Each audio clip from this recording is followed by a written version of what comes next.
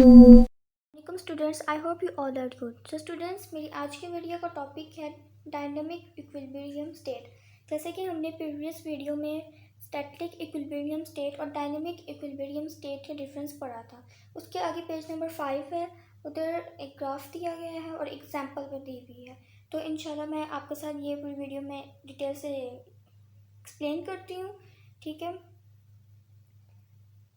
तो सबसे पहले मेरा चैनल सब्सक्राइब कर दें, और अगर आप मेरे चैनल पे न्यू हैं तो चैनल को सबसे पहले सब्सक्राइब करें, लाइक करें और शेयर करें।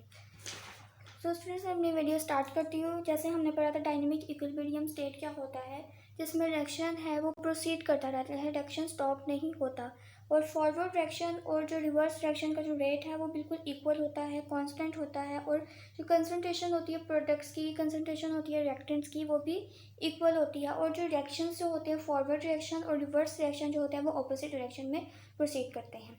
सो इसको हम डायनेमिक इक्विलिब्रियम स्टेट कहते हैं, ठीक है। अब हम आगे से पढ़ते हैं। जैसे अब ये हमें एक ग्राफ दिया हुआ है, सो हम यहाँ पर वो ग्राफ बना लेते हैं। सो स्टूडेंट्स, मैं ग्राफ की बात करती हूँ। मैं बुक से एक लाइन पढ़ती जाती हूँ, फिर उसका मतलब आपको समझाती हूँ, ठीक है। तो जैसे लिखा हुआ है, in the beginning the concentration of reactants is higher than that of the product. इसका क्या मतलब है कि जो अब हमारे पास है, एग्जांपल ले लेते हैं हाइड्रोजन की और आयोडीन की एग्जांपल ले ली। और जो उसके बाद इसने बनाया हाइड्रोजन आयोडाइड। ये जो रिएक्शन है इसको हम लोग कहते हैं फॉरवर्ड रिएक्शन। ये होता है रिएक्टेंट्स और ये होते हैं प्रोडक्ट्स। फॉरवर्ड रिएक्शन में आपने याद रखना है कि जो रेट ऑफ जो कंसंट्रेशन है या अमाउंट है या मकदार है रिएक्टेंट्स की, वो शुरू में ज़्यादा होती है, जबकि प्रोडक्ट्स की क्या होती है, कंसंट्रेशन बहुत कम होती है। आप ग्राफ से देख सकते हैं कि ये है फॉरवर्ड रिएक्शन का ग्राफ, ठीक है। ये फॉरवर्ड रिएक्शन है और इसमें जो रिएक्टेंट्स का रेट जो है वो बहुत ज़्यादा होता है। जैसे कि हमने पढ़ा है कि जो इनिशियल स्टेट होती है, फॉरवर्ड रिएक्शन बहुत फास्टली प्रोसीड करता है, जबकि रिवर्स रिएक्शन होता है उसमें जो रिएक्शंस जो होते हैं वो बहुत ही स्लोली प्रोसीड करते हैं।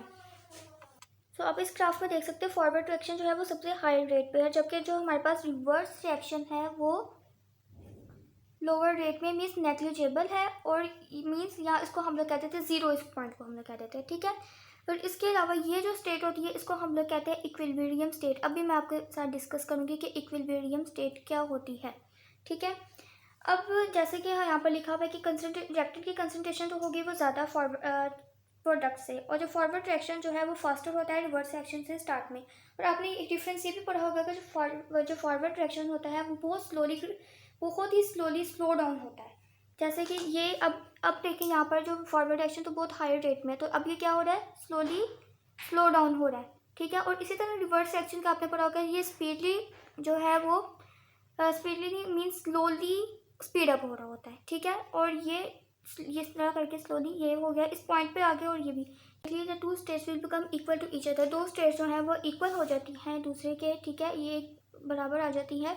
और जो इक्विलिब्रियम है इनके दरमियान सेटअप हो जाते हैं। और कंसंट्रेशन जो है, जैसे हमारे पास था हाइड्रोजन आयोडीन और जो हाइड्रोजन आयोडाइड है, इनकी जो कंसंट्रेशन होती है ये भी कांस्टेंट हो जाती है। अब ये यहाँ पर देख सकते हैं इक्विलिब्रियम स्टेट में जो फॉरवर्ड रिएक्शन और रिवर्स रिएक्शन का रेट जो होता है वो क्या हो जाता है, इक्वल हो जाता है, ठीक है। ये जो ग्राफ है, ये वाला, इसको हम लोग कहते हैं नेगेटिव स्लोप कहते हैं। नेगेटिव स्लोप मतलब डाउनवर्ड स्लोप, नीचे की तरफ जा रहा है, डिक्रीज हो रहा है। और इसको हम लोग कहते हैं अपवर्ड स्लोप, और ये पॉजिटिव स्लोप होता है, ठीक है।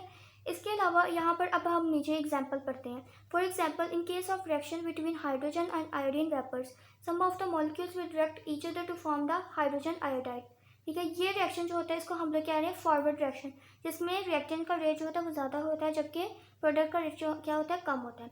जैसे ही रिएक्शन प्रोसीड होना शुरू हो जाता है तो रिएक्टेंट का रेट कम हो जाता है और प्रोडक्ट का रेट ज़्यादा हो जाता है, और वो स्टेट आती है, उसको हम लोग रिवर्स रिएक्शन कह रहे होते हैं। मीन्स के रिवर्स रिएक्शन जो है उसमें प्रोसीड कर रहा होता है। Some of the hydrogen iodide molecule decompose back to hydrogen and iodide, इसको हम लोग कह रहे हैं रिवर्स रिएक्शन। और एक ओवरऑल रिएक्शन बनता है ये वाला, ये ओवरऑल रिएक्शन है, इसको हम लोग कहते हैं रिवर्सिबल रिएक्शन। और ये जो पैराग्राफ में सेम टू सेम जो ऊपर बात की है नीचे भी वही बात की हुई है। जो कंसंट्रेशन रिएक्टेंट्स की ज़्यादा होती है बिगनिंग में, फिर ये होता है कि फॉरवर्ड रिएक्शन भी ज़्यादा होने शुरू हो जाता है और जो रिवर्स रिएक्शन कम होने शुरू हो जाता है। और जैसे ही रिएक्शन प्रोसीड करता है, जो रिएक्टेंट्स का रेट कम हो जाता है और प्रोडक्ट का रेट ज़्यादा होना शुरू हो जाता है। तो ये है हमारे पास जो हो गया डायनेमिक इक्विलिब्रियम स्टेट। इसमें फॉरवर्ड रिएक्शन के बारे में आपको बताया है, रिवर्स रिएक्शन के बारे में बताया और ग्राफ के बारे में बताया। तो आगे कुछ करेक्टरिस्टिक्स दिए हुए हैं microscopic characteristic dynamic equilibrium state के, सो हम वो डिस्कस करते हैं।